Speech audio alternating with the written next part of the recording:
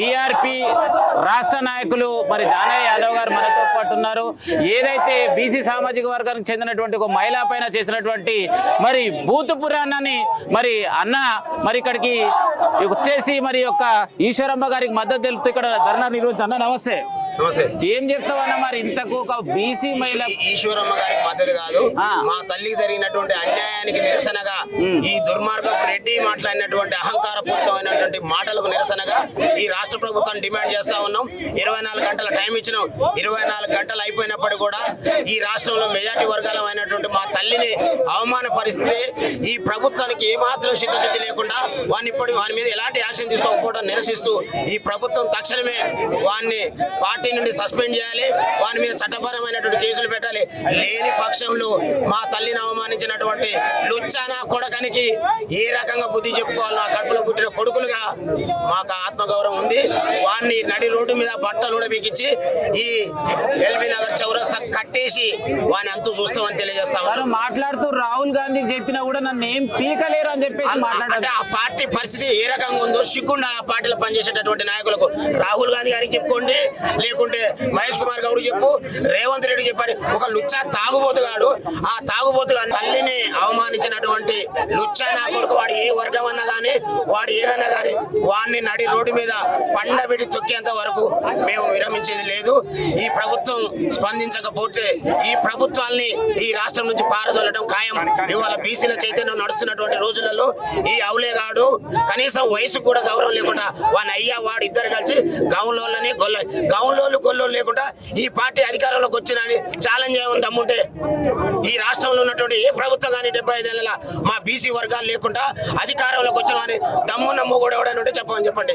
మా ఓట్లు వేయించుకొని మా ఓట్ల చేత గద్దెలకెక్కిన తర్వాత అక్కడ ఇక్కడ అరొకరు మా తల్లి లాంటి వాళ్ళకి అవకాశం ఇస్తే ఈ నీచమైనటువంటి వీళ్ళు మనుషులకు పుట్టినట్టున్నా అది ఇన్న తర్వాత ప్రభుత్వం స్పందించాలి కదా, ఆ వర్గాలు స్పందించాలి కదా.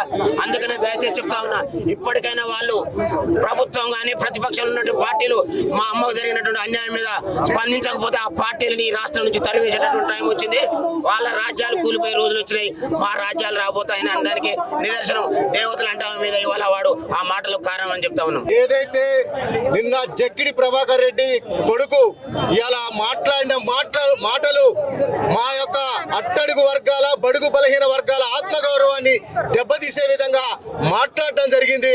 మేము ఒకటే చెప్తున్నాం, జక్కిడి శివచరణ్ రెడ్డి మేము ఒకటే చెప్తున్నాం, నీకు డెడ్ లైన్ పెడుతున్నాం.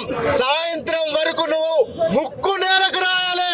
ఎల్బీ నగర్ చౌరస్తాలో ముక్కు నేలకు రాసి మా ఈశ్వరమ్మ గారికి మీరు క్షమాపణ చెప్పకపోతే మీ ఇంటిని ముట్టడిస్తాం. మేము ఒకటే చెప్తున్నాం, ఇవాళ ఈశ్వరమ్మ యాదవ్ గారు 82 సంవత్సరాలు. అరే బాయ్, నిన్న మా నీరజక్క చెప్పింది, నిన్ను కోస్తే తెలంగాణ రాష్ట్రానికే కాదు పక్క రాష్ట్రానికి కూడా సరిపోతావు నువ్వు. నిజంగా కూడా 82 సంవత్సరాల్లో ఒక పోరాట యోధురాలు ఇవాళ బయటకు వస్తే వార్వలేక నీ ఇష్టం వచ్చినట్లు మాట్లాడుతున్నావు. ఖబర్దార్ బిడ్డ, నిన్ను ఆయాల ఉస్మాన్ యూనివర్సిటీలో ఏ విధంగానైతే తరిమి కొట్టిన ఒక్కొక్కరిని అదే విధంగా మళ్ళొక్కసారి బీసీలమంతా ఏకమైనావు. నిన్ను ఈ యొక్క ఎల్బీ నగర్ నుంచి తరిమి కొట్టేదాకా తెచ్చుకోవద్దు. మేము ఒకటే చెప్తున్నాం, ఇవాళ పైన రాహుల్ గాంధీ గారు బీసీ ఎజెండా చెప్తుండు, ఇక్కడనేమో రెడ్డిల పాలన అరాచకం వెళ్తుంది. మేము ఒకటే చెప్తున్నాం, ఇవాళ కాంగ్రెస్ పార్టీ తక్షణమే నిర్ణయం తీసుకోవాలి. ఈ యొక్క శివచరణ్ రెడ్డిని తక్షణమే పార్టీ నుండి సస్పెండ్ చేయాలి. లేకపోతే పెద్ద ఎత్తున కూడా ఎమ్మెల్యేల ఎంపీల మంత్రుల ఇళ్లను కూడా ముట్టడిస్తామని కూడా ఈ సందర్భంగా చెప్తున్నాం. నీకు ఒకటే డెడ్ లైన్ పెడుతున్నాం బిడ్డ, నువ్వు తక్షణమే ముక్కు నేలకు రాయాలి.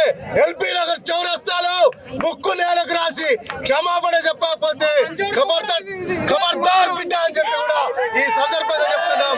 కాంగ్రెస్ పార్టీ మీద ఎంతో అభిమానం ఉన్న వాళ్ళు కూడా ఇవాళ బీసీలు దూరమయ్యే పరిస్థితి ఉంది. కాబట్టి కాంగ్రెస్ పార్టీ కూడా తక్షణమే ఆలోచించాలి. పిసిసి అధ్యక్షులు మహేష్ కుమార్ గౌడ్ గారు కూడా తక్షణమే నిర్ణయం తీసుకొని శివచరణ్ రెడ్డిని వారి తండ్రిని కూడా తక్షణమే సస్పెండ్ చేయాలి. ఒక యాదవ్నే కాదు, ఇవాళ యాదవ్లతో పాటు గౌడ్లను కూడా అవమానించుండు. ఫోన్లో రామ్మోహన్ గౌడ్ నా చెంచా అన్నట్టుగా మాట్లాడటం కూడా జరిగింది. జక్కిడి ప్రభాకర్ రెడ్డిని, శివచరణ్ రెడ్డిని, వాళ్ళ తండ్రిని కూడా తక్షణమే పార్టీని సస్పెండ్ చేయాలి. అంతేకాకుండా వాళ్ళిద్దరు కూడా ముక్కు నేలకు రాసి ఎల్బీనగర్ చౌరస్తాలో క్షమాపణ చెప్పాలని చెప్పి మీడియా ద్వారా మేము డిమాండ్ చేస్తున్నాం. జై బీసీ.